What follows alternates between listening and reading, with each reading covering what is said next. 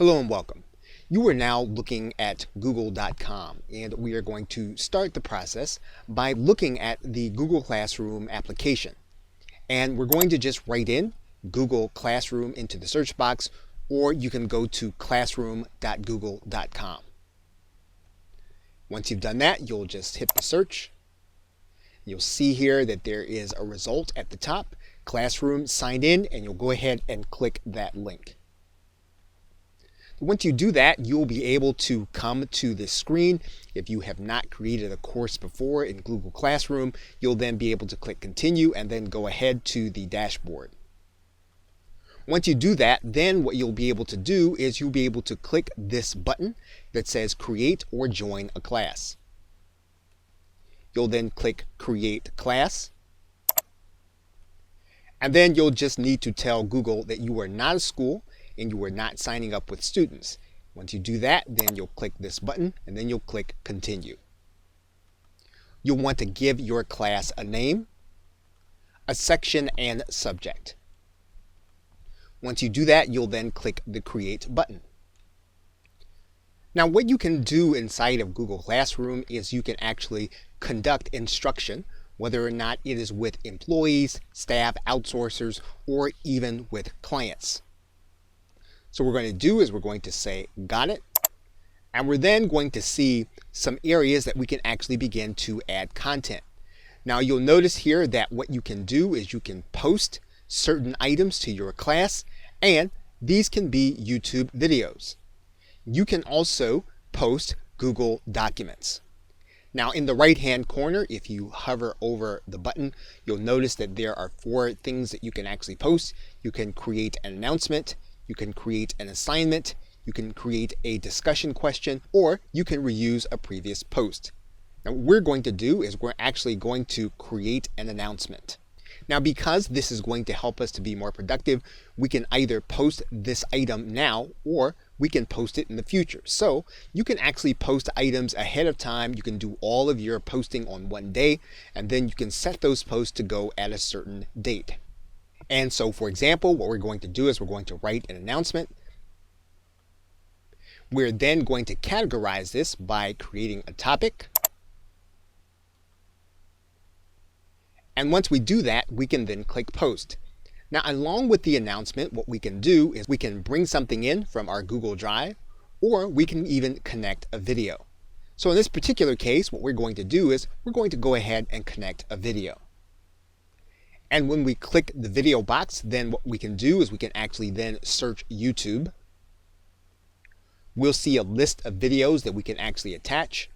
We can then choose the one that we are going to attach, and then we're going to click add. Now this can also be videos that you have already created, and this would be a great way for you to be able to add in additional information for the person who's actually going to be reading your announcement. And we can add multiple items. As you can see, we've actually added in a PDF by clicking this attachment. We can connect a Google Drive item, as we said. And as you can see here, we've added a Google slide from our Google Drive. We can also add in a hyperlink to this announcement. So all we'll need to do is to click this button and then write in our link.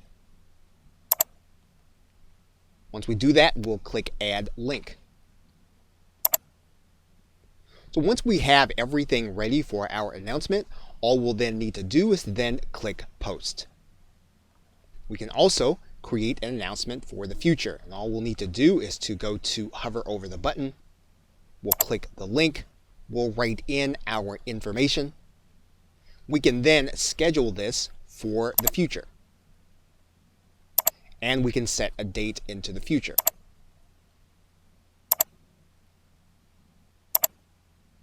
What will happen is this will be visible to us. However, it will not be visible to the person who is part of the course or the system. Now what we can also do is to assign a task, and we can do that by creating an assignment. And if we click this button, what we'll do is we'll write in the name of the assignment, and then we'll write in the exact instructions. When we do that, we can actually categorize this with a new topic, or we can actually place it inside of the same topic that we created earlier. We can then set a due date for this task, and we can do that by writing in the due date.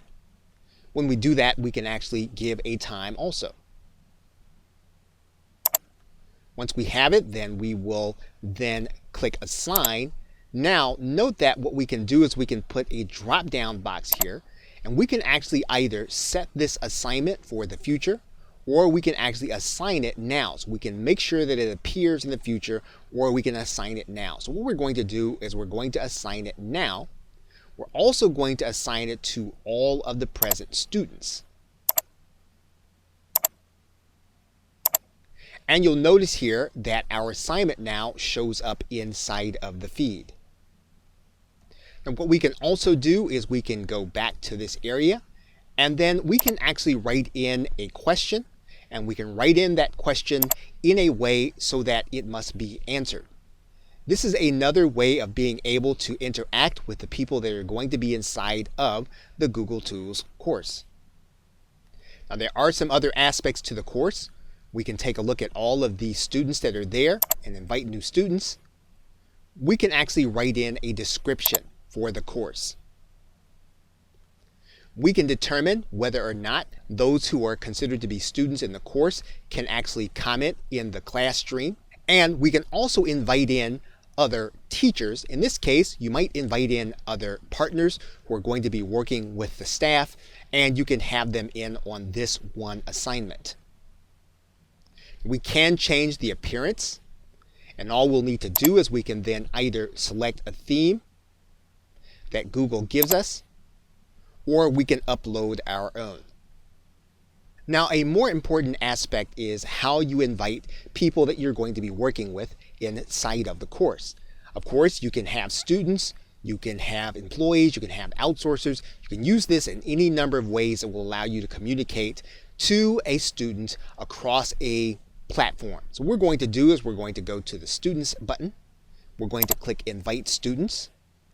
And what you'll need to do is you'll need to have the student's email address. Once you have their email address in, you'll click Add Recipient. Now, the person or student or employee that has actually been invited will actually get an invitation from Google Classroom, and it'll look like this. All that person will need to do is then click the Join button. Now, that student will actually see the very same thing, except they'll see it from the employee or the student perspective. And so you'll be able to control what they see based on what you post and on what date is actually going to be available.